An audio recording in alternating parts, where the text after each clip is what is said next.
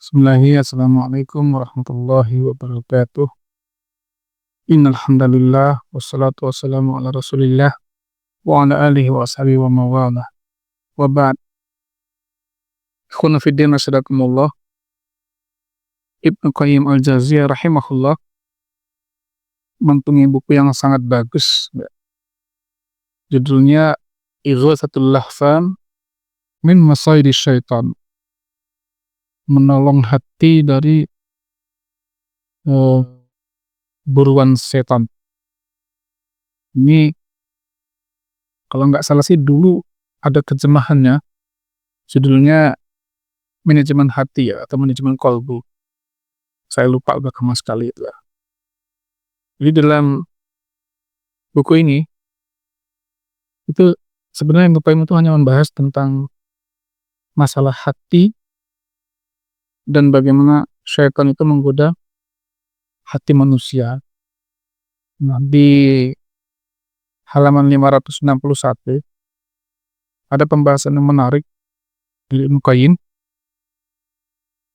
tentang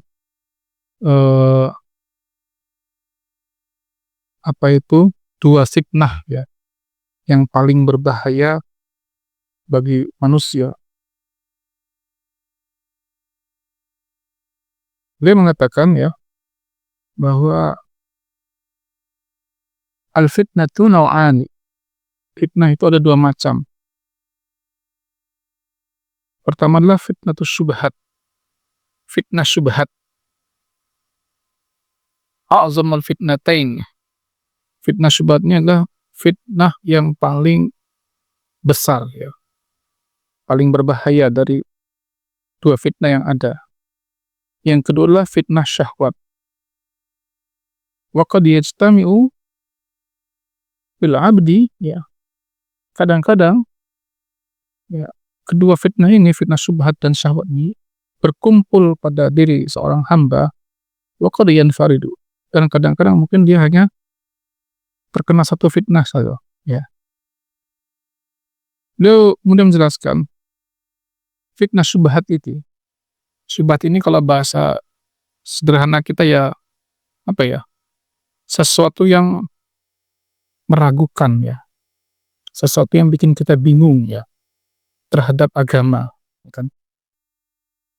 Misalnya orang-orang yang mungkin karena terlalu sering baca buku-buku filsafat atau baca buku orang-orang kiri ya, mulai mempertanyakan jangan-jangan Islam ini agama yang bukan satu-satunya yang benar kan. Sebenarnya apa sih manfaatnya sholat kan, jilbab itu tidak wajib kan, dan macam-macam. Nah, itu namanya syubhat, yang hal ini akan bisa menggoyahkan akidah seorang yang beriman ya. Fitnah syubhat ini kata Ibnu Qayyim adalah disebabkan min dha'fil basirah wa qillatul ilmi. Fitnah syubhat ini disebabkan karena lemahnya mata hati seorang hamba. Ya. Kita sudah bahas mata hati Pak ya. Jadi dia tidak bisa melihat kebenaran itu. Wa qillatul ilmi, dan karena sedikitnya ilmu yang dia miliki. Wala siyama idza iqtarana bidzalika fasadul qasdi. Apalagi kalau ya tercampur di dalamnya adanya niat-niat yang rusak dalam beragama ya. Wa husulul hawa, dan juga karena orang itu mengikuti hawa nafsunya. Fadzalika fitnatul uzma. Inilah yang membuat fitnahnya semakin besar ya. Wal musibah al-kubra, dan menjadi musibah yang sangat besar bagi seorang hamba tadi. Wa qad akhbarallahu subhanahu ittiba'ul hawa yudillu an sabilillah. Dan Allah mengkhabarkan bahwa orang kalau sudah mengikuti hawa nafsunya itu, dia bisa tersesat dari jalan Allah ini. Allah berfirman dalam surat Shad ayat 26, Ya Dawuda inna ja'alnaka khalifatan fil ardi fahkum bainan nasi bil haqq wa la tattabi'il hawa fayudilluka an sabilillah. Innal ladzina yudilluna an sabilillahi lahum adzabun syadid bima nasu yaumal hisab. Wahai Daud, kata Allah, sesungguhnya kami menjadikan engkau sebagai khalifah di bumi ini, maka berhukumlah, tetapkanlah hukum di kalangan manusia ini dengan kebenaran, dan janganlah engkau mengikuti hawa nafsumu, karena engkau akan tersesat dari jalan Allah. Sesungguhnya orang-orang yang tersesat dari jalan Allah itu, bagi mereka azab yang sangat pedih, disebabkan mereka telah melupakan hari kebangkitan atau hari perhitungan nanti. Kemudian Ibnu Qayyim al-Jauziyah rahimahullah melanjutkan, ya, wa hadhil fitnah maluha ilal kufri wan nifaq. Fitnah syubhat ini nanti ujung-ujungnya adalah mengarah kepada kekufuran dan kenifakan. Inilah fitnah orang-orang munafik. Fitnah orang-orang munafik yang dulu masuk Islam itu bukan karena keikhlasan hati mereka. Maka di atas tadi kan kata Ibnu Qayyim, fitnah syubhat ini kan karena lemahnya mata hatinya, sedikit ilmu, apalagi kalau ada ya, fasadul qasdi, ada niat yang rusak tuh. Orang-orang munafik zaman Nabi itu kan Pak, masuk Islamnya kan bukan karena ikhlas karena Allah, bukan mau tunduk kepada kebenaran, tapi masuk Islamnya supaya mereka aman gitu loh dari Nabi SAW, kan? Supaya mereka itu gak terganggu ya tentang perdagangannya, tentang dunianya. Makanya mereka pura-pura masuk Islam, ya kan? Inilah fitnah yang menimpa pada orang-orang ahli bid'ah. Nah, ala hasabi maratibi bid'ahum, dengan berbagai macam kadar bid'ah mereka. Orang-orang ahli bid'ah adalah orang-orang yang terkena syubhat. Kenapa? Karena mereka tidak puas dengan mengikuti sunnah atau petunjuk Rasulullah SAW, kan? Mencoba untuk memodifikasi agama, ya kan? Padahal agama ini sudah sempurna, ya kan? Fajami'uhum innama ibtada'u min fitnatis syubhat allati istabaha alaihim fiha al-haqqu bil batil. Mereka semua ini ya adalah orang-orang yang terkena fitnah syubhat ini karena telah samar bagi mereka antara kebenaran dan kebatilan. Wal huda 'ala dhalal, telah samar bagi mereka antara petunjuk dan kesesatan. Wala yunja min hadhihi fitnah illa bitajrid ittiba'ur rasul. Nah, orang nggak akan selamat dari fitnah syubhat ini kecuali dengan mengikuti petunjuk Rasulullah SAW, kan? Wa tahkimuhu fid din wa jallihi. Kemudian menjadikan ajaran Rasul ini sebagai ya, sebagai imam, sebagai panduan dalam menjalankan agama ini. Zahiruhu wa batinuhu, baik yang petunjuk agama ini zahir, nampak, atau yang mungkin masih tersembunyi. Aqaiduhu wa a'maluhu, dia ikuti akidahnya dan amalannya. Haqa'iquhu wa syara'i'uhu, hakikatnya dan syariatnya. Fayatalaqqa anhu haqqan haqa'iqul iman. Nah, karena dia mau mengikuti petunjuk Rasul inilah, akhirnya dia mendapatkan keimanan yang hakiki. Wa syara'i'ul Islam, dan syariat Islam. Wa ma yuthbituhu Allah minal asma' was sifat. Dan dia juga harus menetapkan nama-nama dan sifat-sifat Allah serta perbuatan-perbuatannya. Wa ma yanfihi anhu, dan apa yang Allah tiadakan dari nama dan sifat itu. Ini adalah petunjuk ya dari Allah dan Rasulnya. Kita kan sudah membahas Pak kemarin tentang ya bagaimana cara kita menetapkan sifat Allah.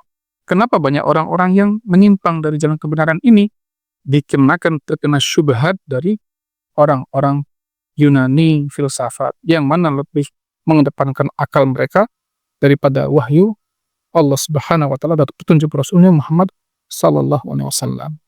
Ya, fitnah syubhat ini fitnah sangat berbahaya ya, yang hari ini mungkin banyak orang-orang yang sadar atau enggak sadar mereka terkena dalam fitnah ini, ya kan? Saya pernah baca buku ya sekitar mungkin 15 tahun yang lalu ya. Buku ini konon sempat dilarang ya. Judulnya Pergolakan Pemikiran Islam. Ya, karangan Ahmad Wahid, orang Sampang, Madura ya. Yang dia itu sempat ya, tinggal dengan seorang pendeta dan seorang pastor, diangkat anak gitu loh. Yang mana singkat cerita dia ini waktu pulang dari kantor Tempo, dia tabrak motor ya, tabrakan atau ditabrak ya, dan meninggal dunia. Nah kemudian ternyata di lemari dia itu dia punya buku diary atau buku harian bro, yang kemudian dibaca-baca oleh kawan-kawannya atau teman-temannya, dan ternyata menarik ya, akhirnya dibukukan, diberilah judul Pergolakan Pemikiran Islam. Apa isi bukunya Pak? Isi bukunya itu Masya Allah, kalau kita hati-hati, goncang iman kita. Dia katakan, masa sih Allah tega memasukkan bapak angkat saya, ya, yang sangat mulia hatinya, sangat baik, ya, sudah merawat saya, menyekolahkan saya ke dalam neraka. Masa Allah tega masukkan bapak angkat saya ke dalam neraka hanya gara-gara dia bukan seorang muslim, ya kan? Gitu. Jadi subhat ini besar sekali. Masa Allah tega memasukkan bapak angkat dia itu, ya, yang baik itu ke neraka hanya gara-gara seorang muslim. Ini kan menunjukkan orang yang nggak paham agama gitu. Bagaimana agama ini dibangun, ya kan? Makanya Allah berfirman dalam surah Al-Bayyinah, innal ladzina kafaru min ahlil kitab wal musyrikina fi nari jahannam khalidina fiha ulaikum syarrul bariyah. Sesungguhnya orang-orang kafir itu dari kalangan ahli kitab, ahli kitab Yahudi Nasrani, nah, wal musyrikin, ada orang-orang yang musyrik, mensyirikkan Allah, fi nari jahannam, semuanya di neraka jahanam, kata Allah, ya. Khalidina fiha, mereka kekal dalamnya, ulaikum syarrul bariyah, mereka itu seburuk-buruk makhluk. Dalam tinjauan agama kita Pak, ya, sebanyak apapun kebaikan seseorang itu, kalau tidak ada tauhidnya, tidak ada keimanannya kepada Allah, maka sia-sialah semua amal-amal mereka.